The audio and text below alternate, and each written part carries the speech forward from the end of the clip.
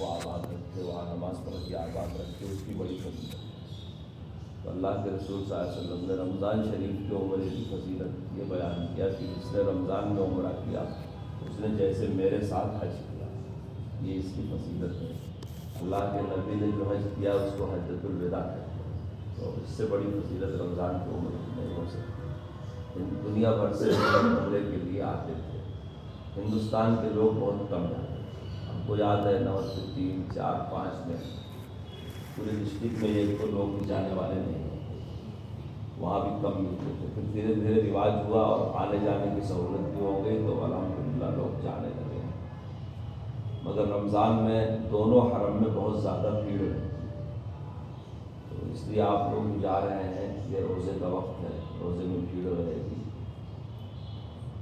آدمی چاہے وہاں کتنی بھی عبادت کرے گا، کتنا بھی طواف کرے گا، لیکن وہ اپنے سوچنے ارادے کے حساب سے کم ہی رہے گا۔ تو اپنے دماغ میں سوچ کر کے جانا چاہیے کہ اللہ تعالیٰ سے بندگی کا تعلق یہ بہت بڑی بات ہے۔ اس کا تعلق گنتی دیکھ کر کے نہیں ہوتا کہ میں بڑا نمازی ہوں اس لیے اللہ سے بہت قریب ہوں، میں بڑا حاجی ہوں اس لیے اللہ سے بہت قریب ہوں، میں نے بہت زیادہ طواف کیا، بہت زیادہ قرآن پڑھا، بہت زیادہ علم حاصل کیا۔ جو گنتی کی چیزیں ہیں یہ تو ایک ذریعہ ہے، لیکن اصل بندہ اپنے دل سے کتنا بندگی کرتا ہے، کتنا اللہ کے سامنے عاجز ہوتا ہے، کتنا جھکتا ہے، کتنا ٹھیک ٹھاک رہتا ہے، اس کی نیت، اس کے ارادے، اس کی بندگی کو پکڑ کے بندہ اللہ سے قریب ہوتا ہے۔ اسی لیے کسی کے ظاہر کو دیکھ کر کے نہیں فیصلہ کر سکتے کون اچھا ہے کون برا ہے۔ بعض مرتبہ ظاہر میں آدمی بڑا عبادت گزار، بڑا عالم، بڑا دیندار، بڑا حاجی نمازی ہوتا ہے، لیکن اس کے اندر کا رشتہ اللہ سے بگڑا ہوتا ہے۔ اور بعض مرتبہ آدمی باہر سے بڑا خراب نظر آتا ہے، لیکن اندر سے اس کا معاملہ اللہ کے ساتھ اچھا ہوتا ہے، تو اس کو اللہ پر بھروسہ ہوتا ہے اور اللہ تعالیٰ کو اس بندے سے محبت ہوتی ہے۔ تو اس سے ہم کو ایک نصیحت یہ ملتی ہے کہ ہم جو کچھ بھی عبادت کریں اس کو اللہ کی توفیق ہی سمجھیں۔ اللہ اس عبادت کا محتاج نہیں ہے، اس نے موقع دیا ہے تو وہ قبول بھی کرے گا۔ دوسرے کسی کو خراب حالت میں دیکھیں تو یہ فیصلہ نہ کریں کہ اس کی نماز کمزور ہے تو یہ اللہ سے دور ہے۔ بھائی ہو سکتا ہے اللہ کو اس کی دوسری ادا پیاری ہو، یہ کسی چیز میں سست ہے تو کسی چیز میں اللہ تعالیٰ، جیسے کہ باپ کے 4 بچے ہوتے ہیں تو کسی بچے سے کسی وجہ سے کسی وجہ سے ماں باپ خوش رہتے ہیں، تو خدا کے اوپر کسی کی منوپلی یا کسی کی زبردستی یا کسی کی حکومت نہیں ہے کہ اس کو وہ پابند کرے کہ آپ اس سے خوش ہو یا اس سے خوش ہو۔ وہ اپنے کس بندے کی کس ادا سے خوش ہے، کس کی نماز سے خوش ہے، کس کے سوشل ورک سے خوش ہے، کس کی خدمت سے خوش ہے، کس کی مجبوروں کی مدد کرے، تو اللہ جانے گا اور بندہ جانے گا۔ یہی سب باتیں راز کی ہوتی ہیں۔ مسلمان کو چاہیے کہ کسی بھی مسلمان بھائی سے نفرت نہ کرے، وہ کتنے بھی کمزوری میں، کتنے بھی گناہ، کتنے بھی برائی میں پھنسا ہوا ہے تو اس سے نفرت نہ کرے۔ یہ بات میں اس لیے اکثر کہا کرتا ہوں جو لوگ سفر کرتے ہیں عمرے کا، کیونکہ جیسے عمرہ اللہ کے گھر کو آباد کرنے کا سفر ہے، رمضان کا عمرہ رسول اللہ صلی اللہ علیہ وسلم کے ساتھ حج کرنے کا ثواب ہے، ایسے وہاں پوری دنیا کے مسلمان آتے ہیں۔ کوئی کالے پیلے گڈے اونچے موٹے مختلف طرح کے لوگ ہوتے ہیں، ان کا پہنانا، کھانا پینا، بول بات الگ طرح کی، تو اسے دیکھ دیکھ کر کے خوش ہونا چاہیے کہ اللہ کے رسول کا کلمہ دنیا میں جہاں جہاں تک پہنچا سب ہمارے بھائی بہن ہیں۔ ان کی شکل کو، ان کے کام کو، بعض مرتبہ ان کا بے ڈھنگا پن، اس کی ایک مثال میں دیتا ہوں کہ ہمارے یہاں خانہ کعبہ کی طرف پیر کر کے سونے کو بے ادبی سمجھتے ہیں، لیکن ساؤتھ افریقہ کی کنٹری میں اسے لوگ ادب مانتے ہیں۔ جب سوئیں گے تو ایسے سوئیں گے، خانہ کعبہ کی طرف پیر کریں گے۔ بہت سے لوگ نظر آئیں گے کہ سوئے ہیں اور قبلہ کی طرف۔ ہمارے یہاں تو غیر مسلم بھی پچھم کی طرف نہیں گندگی کرتا کہ مسلمانوں کا قبلہ ہے، مسلمان تھوکتا بھی نہیں۔ تو دنیا میں جہاں اسلام پھیلا ہے وہاں کے لوگ کس طرح سے آتے ہیں، کیا کرتے ہیں، کچھ لوگ پوری نماز پڑھتے ہیں، کچھ نہیں پڑھتے، کچھ چلے جاتے ہیں۔ تو وہاں جانے کے بعد سب سے بڑی بات ہے کسی مسلمان بھائی کی طرف سے ہمارے دل میں نفرت اور کمتر بات نہ آئے۔ سب اللہ کے رسول کے امتی ہے، سب اللہ کے بندے ہیں۔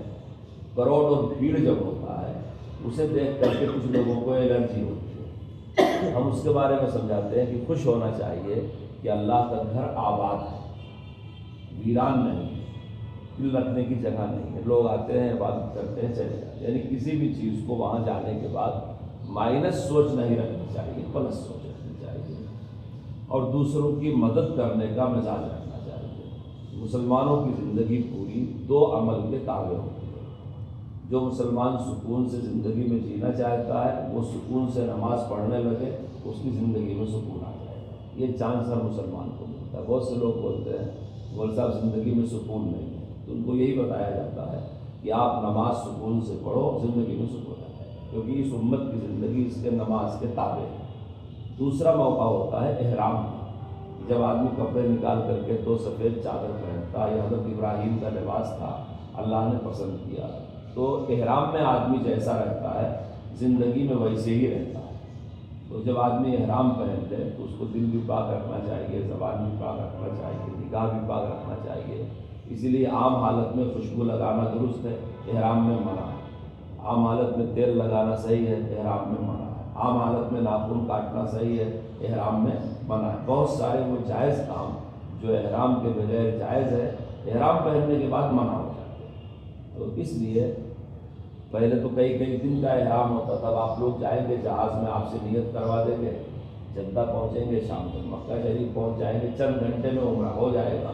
لیکن پہلے زمانے میں جب پانی کا سفر ہوتا تھا 7 دن جانے میں لگتا تھا، پھر جدہ میں رک کر کے 2-3 دن کے بعد مکہ جانے کا نمبر آتا تھا۔ ابھی قریب تک جدہ اور مکہ میں 24 گھنٹہ لگ جاتا تھا، امیگریشن وغیرہ ہونے میں، سامان اور لگیج ملنے میں، معلم کی گاڑیاں۔ لیکن اب اللہ کا شکر ہے اتنی آسانی ہو گئی کہ 4 دن کا کام 4 گھنٹے میں ہو جاتا ہے۔ تو ان باتوں کا لحاظ کر کے اپنا سفر کرنا چاہیے، اور مدینہ شریف جب جائے تو وہاں بھی ان باتوں کا لحاظ ہو، مسجد نبوی کی حاضری ہو، درود شریف پڑھا جائے، سفر میں دعا کیا جائے۔ آپ دونوں بچے خوش نصیب ہیں کہ آپ کے ماں باپ سفر میں ساتھ ساتھ ہیں، ماں باپ کے پیروں کے نیچے جنت ہوتی ہے، یہاں ان کی جو خدمت کریں گے وہاں کی ایک خدمت پر 1,00,000 درجہ بڑھا ہوا ہے۔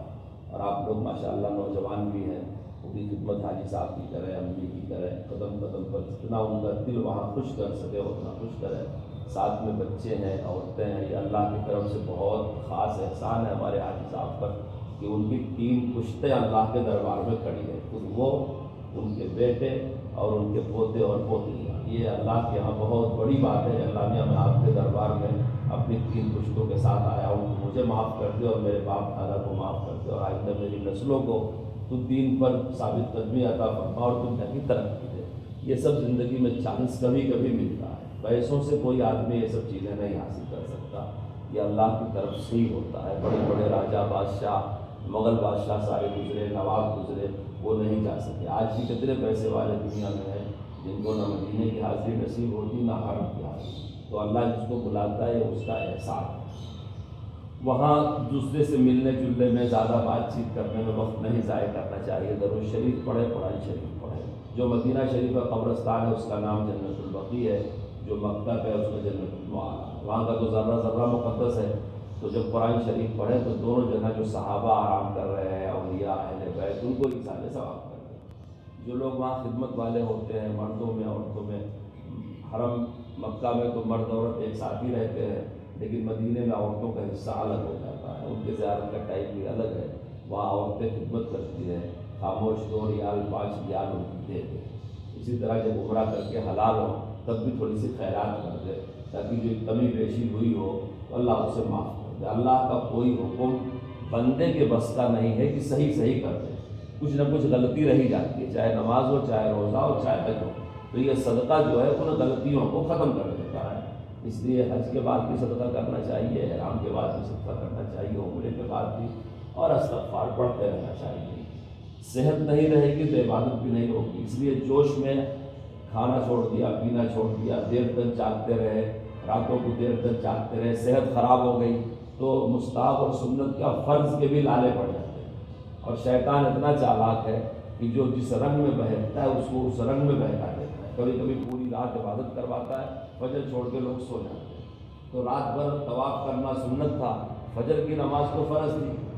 کبھی کبھی رمضان میں ایسے بھی حاجی لوگ مسئلہ پوچھتے ہیں کہ پوری رات عبادت کیا، دن میں روزہ نہیں رکھ سکے۔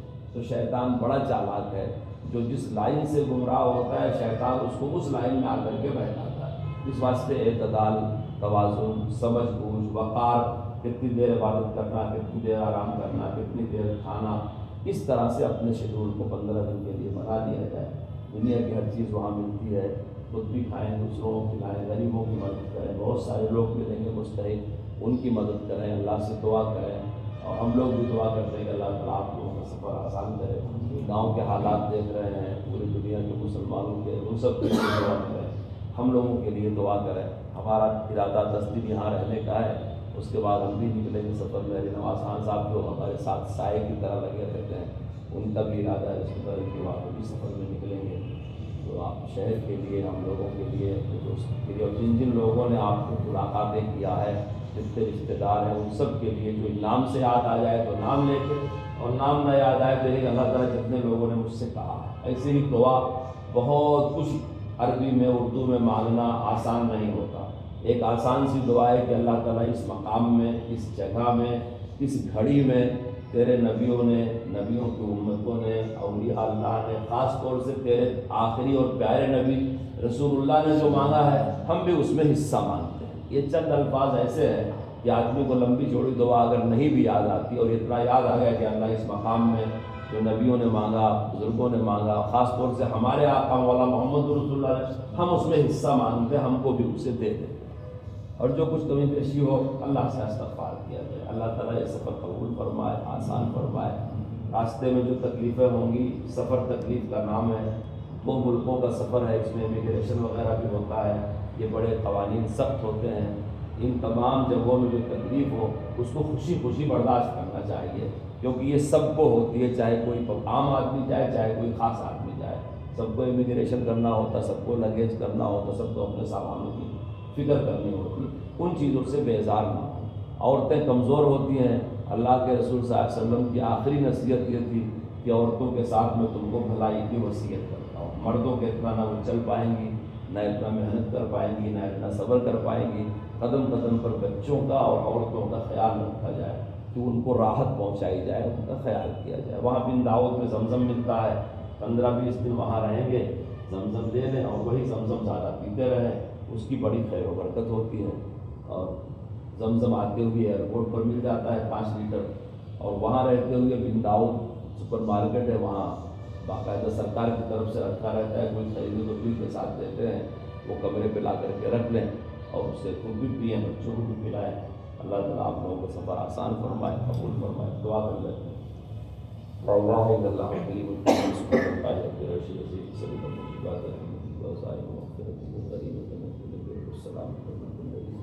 ربنا لا تدع لنا ذنبا الا غفرته ولا هما الا فرجته ولا دينا الا عديته ولا حاجة من حوائج الدنيا والآخرة الا قضيتها يا ارحم الراحمين. یا الہ العالمین قبول فرما، آسان فرما. اللہ اس سفر کو قبول فرما، آسان فرما. اللہ کو چاہ رہے ہیں یا رب وہاں بھی خیر و برکت سے مالا مال فرما. اللہ بچوں کی اور خود کی برکت سے حفاظت فرما. یا اللہ اپنے حرم کو خوب آباد فرما. یا اللہ جتنے لوگ حج عمرہ اور زیارت کر رہے سب کی مغفرت فرما. یا اللہ اپنے سب سے ہماری بھی مغفرت فرما. یا اللہ پورے عالم کے مسلمانوں کے لیے رمضان خیر و برکت کا بنا دے. جہاں کہیں مسلمان پریشان ہیں، جس لائن سے پریشان ہیں، یا اللہ تو رمضان کی برکت سے، اپنے گھر کی برکت سے، حرم کی برکت سے، قرآن کی برکت سے، روزے کی برکت سے سب کی چھوٹی بڑی ہر پریشانی کو دور فرما. یا اللہ یہ سفر کرنے والے تیرے گھر کے مسافر اور جہاں جہاں سے مسلمان سفر کر کے پہنچ رہے ہیں سب کی حفاظت فرما. منزلوں میں، راستوں میں، قیام گاہوں میں ان کی بھی حفاظت فرما. ان کے بال بچوں کی حفاظت فرما. ان کے مال اسباب کی حفاظت فرما. ان کے اعمال اور ایمان کی حفاظت فرما. یا اللہ آسانی کے ساتھ، راحت کے ساتھ، قبولیت کے ساتھ، خیر و خوبی کے ساتھ دونوں حرم کی زیارت نصیب فرما. یا اللہ اپنے گھر کا مقبول دیدار نصیب فرما. وہاں کی عبادتیں آسانی کے ساتھ نصیب فرما. مدینہ شریف کی حاضری حضرت محمد رسول اللہ کے دربار میں سلام پیش کرنے کی توفیق قبولیت کے ساتھ، سلامتی کے ساتھ آسان فرما. یا اللہ تیرے بغیر نہ دین کا کام ہو سکتا ہے، نہ دنیا کا کام ہو سکتا ہے. یا اللہ تو ہر کام میں ہمارا مددگار، ہم تجھ سے مدد مانگتے ہیں. یا اللہ جن لوگوں نے ان سے دعاؤں کے لیے کہا ہو، امید رکھا ہو، جو ان کے اعزاء، قربا، دوست، احباب ہیں، جنہوں نے اس مقصد سے اس قافلے سے دعا کے لیے کہا ہو، یا اللہ ان تمام لوگوں کی دعاؤں کو قبول فرما. ان کے خاندان کے بڑے بڑے جو دنیا سے چلے گئے ان کی مغفرت فرما. جو زندہ ہے ان کو صحت سلامتی عطا فرما. آئندہ کے لیے، ہمیشہ کے لیے، نسلوں کو دین کے لیے قبول فرما. عزت کے ساتھ، راحت کے ساتھ دارین کی بھلائی عطا فرما. یا اللہ روزی روزگار میں برکت عطا فرما، یا اللہ دین دنیا دونوں میں خوبی نصیب فرما، یا الہی میں اس سفر کو اس کے بعد ہونے والے سارے اسباب قبول فرما، بار بار حاضری نصیب فرما، ہماری دعاؤں کو حضرت محمد رسول اللہ صلی اللہ علیہ وسلم کو قبول فرما، ہم اس کو اپنے اپنے وقت پر اس کے خاتمہ عطا فرما، جنت میں اپنا دیدار نصیب فرما، اپنی دائمی جزا نصیب فرما، جو مانگا ہے وہ بھی عطا فرما، جو مانگنے سے رہ گیا وہ بھی عطا فرما۔ اللهم نعوذ بك من الشرك والشك والشقاق والنفاق ووسائل السفر وكآبة المنظر وسوء الأخلاق وسوء الطلب والمال والأهل والولد، اللهم أنت الصاحب في السفر والخليفة في الأرض، اللهم إنا نسألك من خير ما سألك حبيبك محمد صلى الله عليه وسلم، ونعوذ بك من شر ما استعاذ منه نبيك حبيبك محمد صلى الله عليه وسلم، أنت المستعان وعليك البلاغ ولا حول ولا قوة إلا بالله، سبحان ربك